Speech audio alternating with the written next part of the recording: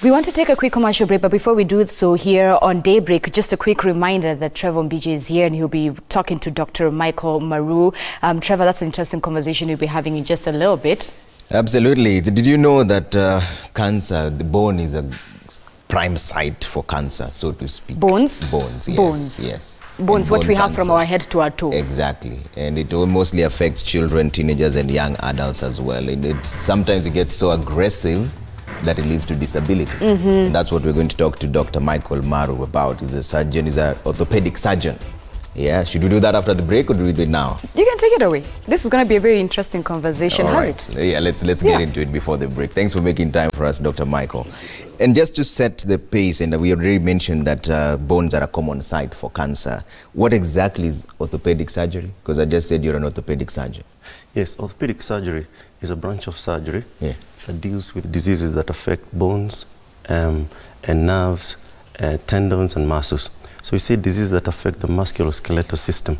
That includes the limbs, both the upper and the lower limbs, and the pelvis and the spine. And cancer has been one major talking point. Everybody's talking about it now because of the cases that we've seen, and we're being told that there are much more, the newer infections coming up.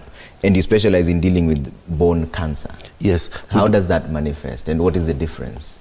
Yes, we divide the orthopedic surgery to the trauma side, which is the injuries, and the non-injuries, which include tumor.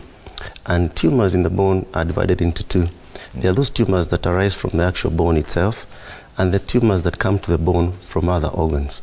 So the tumors we see more often, about 40 times more, are tumors that come from other areas like the breast cancer and prostate cancer going into the bone.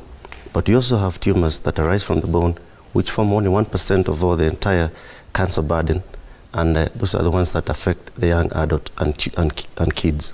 So mostly the tumors that come from other parts manifest in the bone. Do we know why that happens? Because it's a prime site. Why is that? Yes, because bone, remember that blood is made in the bone marrow, and blood circulates in the bone. So the cells that come from other areas do actually get the bone through the circulation. And even if you were to mention like leukemia, and which has been talked about, the actual blood is made in the bone marrow and is housed in the bone marrow. The cancer cells that start in the bone marrow form leukemia, so that's where the connection is with the bone. Do we know what the major causes are? Because we've been told that mostly it's lifestyle diseases. What are the major causes out there? Yes, I'll talk specifically about bone cancer. The causes of bone cancer are unknown, to be honest, but we know that there's some inherited conditions, meaning genetic condition that can predispose someone to bone cancer. There are technical terms, but I would just say that. So you can be born with a condition that can lead to bone cancer. The second cause that is well known is what we call radiation therapy. Someone may have cancer, like cancer of the kidneys. They get radiation. That radiation therapy can predispose that person to bone cancer. Oh, wow. Pause right there, because the first thing when you get any of the cancers, you'll be told to take some therapy of some sort. So you're saying that radiation therapy shouldn't happen? Is that what you're saying? Because then it predisposes you to bone cancer as well. As you're saying, these are predisposing factors. It does not mean that if you're exposed to that, you'll get it. But these are some of the things that have been studied and have shown that those who have been exposed to that kind of radiation, some of them have developed bone cancer. How intense is this radiation we're talking about? We're talking of is it the basic X-ray, or what are we talking about? No, it's on the higher dose. What we say more than 60 gray, which is actually the measure that we use. That's a very high radiation. It's not the normal X-rays. It's not the normal CT scans. It's radiation therapy. So it's actually targeted treatment of other cancers. So targeted treatment of other cancers can end up causing bone cancer? Yes. So how do you bridge, how do you navigate those two? That's where my concern is. As I said, we're saying that is one of the factors that has contributed to bone cancer. But that is just one of the factors, and no one can explain why. But you also said it's part of it is genetic. Genetic, yes. What are the warning signs? How do I know that there's something wrong here?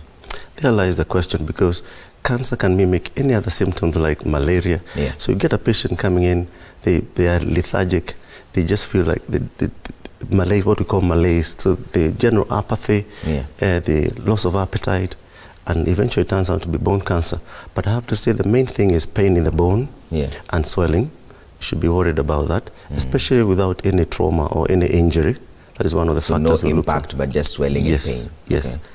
And then secondly, a child, especially in the kids, because the commonest age is between 10 and 18. Yeah. The child in that age starts showing signs of bony swelling and the loss of appetite, weight loss, then you need to be worried about that and take to an orthopedic surgeon who may be able to assess further. At what point can this be diagnosed? Does it manifest like all the other cancers where sometimes at early stages you can't really find it because it manifests like any other disease? Exactly, it's like any other cancer. And most of the time bone cancers present quite late.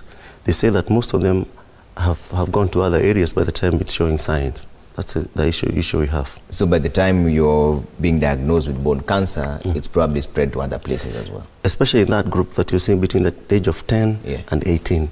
Because they brush it off as maybe the child had an injury, and then by the time they are coming in, it has moved from that area and has gone to stage 3, which means it has gone into other areas or the surrounding tissues. And what are the survival rates then? What remedies are there in that case? Because you're saying by the time you see it, it's already spread to other places. Yes, as I said, we divide those ones to the kids' cancers. These ones have a poor survival rate. Even internationally, the survival rate for cancers between the age of 10 to 18 is about 60 to 80%. That is combining surgery, chemotherapy, and radiotherapy.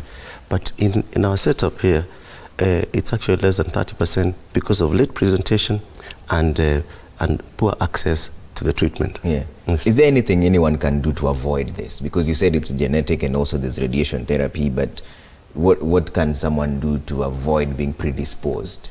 Is there a remedy, a lifestyle kind of pattern? What happens? Yes, the other factors that have come up as one of the contributing factors is the usual things about smoking, high alcohol intake, and sedentary lifestyle, where someone does not do any exercises, the obesity also. So that does play a part, and of course, balanced diet. Yeah. Yes. So this sedentary lifestyle, do we know how it works? Is it because what happens? Because many people ask me this, and it's a question that is very common. People say that be a bit active. Yes. How does being active help? What's going on? What happens in the body?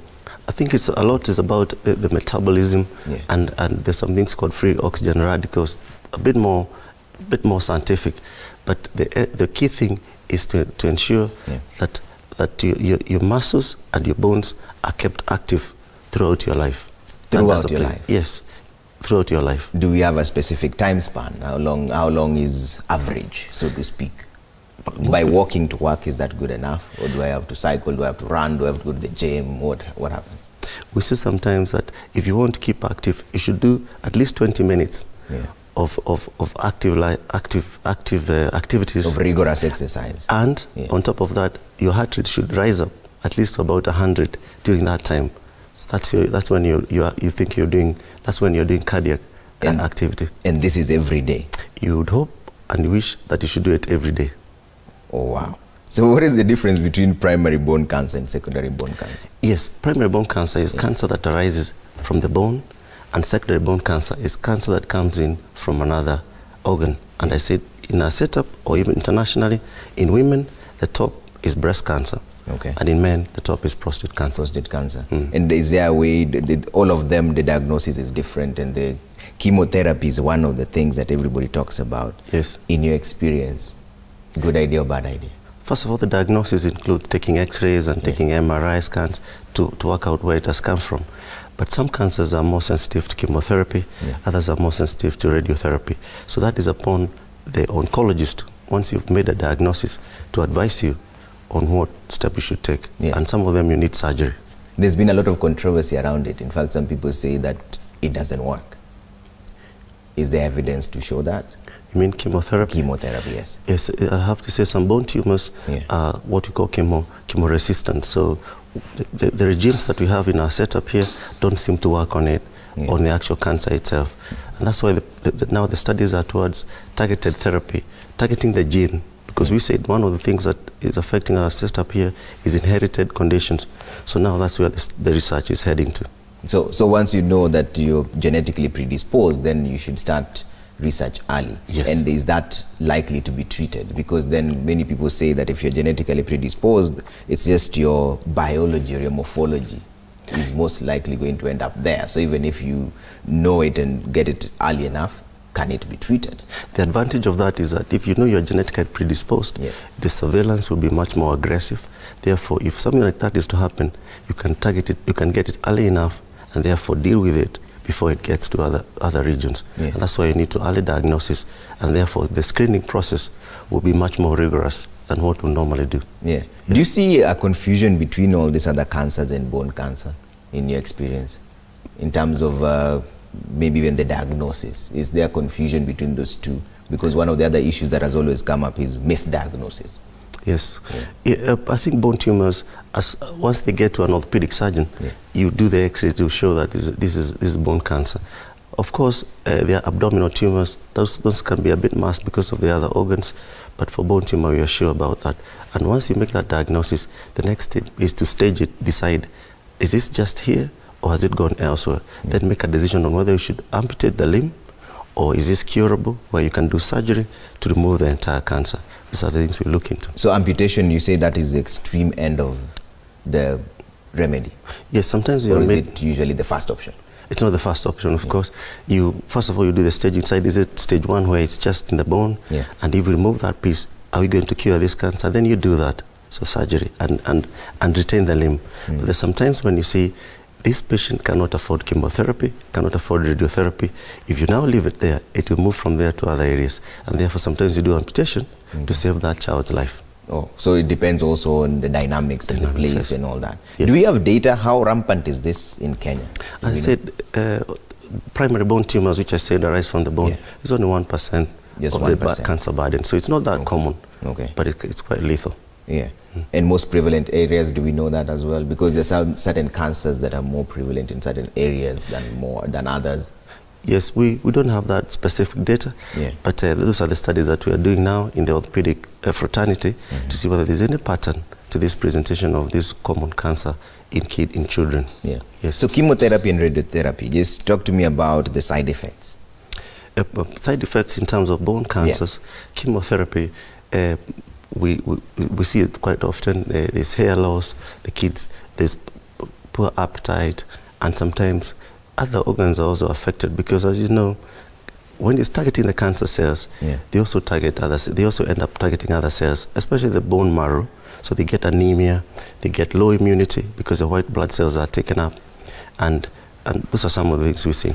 In radiotherapy, once again, there's weakening of the bone, so we support them with drugs that maintain bone density, which you call bisphosphonates, to try and raise up their bone density. Dr. Michael, we have to leave it there for now, but if I just give you the final word in terms of advice to Kenyans, what do you say? Ensure, work out. I say stay an active life, eat well, reduce alcohol and tobacco intake. Those are things that are known. And then when it comes to issues of cancer, do not ignore any swellings, especially around the knee, because that's a common area in a child between the age of 10 to 18. Please see an orthopedic surgeon if you're worried about the child having cancer. Do not avoid any swellings. Do not ignore them. Keep an active lifestyle, at least 20 minutes. Make sure your heart rate is beyond 100 and eat well. But this is coming at a time when people are complaining that almost everything we eat has been laced with some kind of chemical of some sort. Yes, that's a different ballgame, I can imagine. Yes, so I think that's another area that needs to be looked into. That might be that might explain some of the reasons why we have bone cancers. So is it rampant? Is it more rampant now? Before I let you go, is it more rampant now than before? Or are we seeing a trajectory where it's just same? It's always been like that. Just like all the other cancers, we're making more diagnosis of bone cancers and making more diagnosis where as an orthopedic surgeon, you're the first person to make a diagnosis because the patient has come with a broken bone. You take some cells from the broken bone, it turns out to be breast cancer. So we make the diagnosis at that point. So some of those things are coming up. So we are better diagnosing now?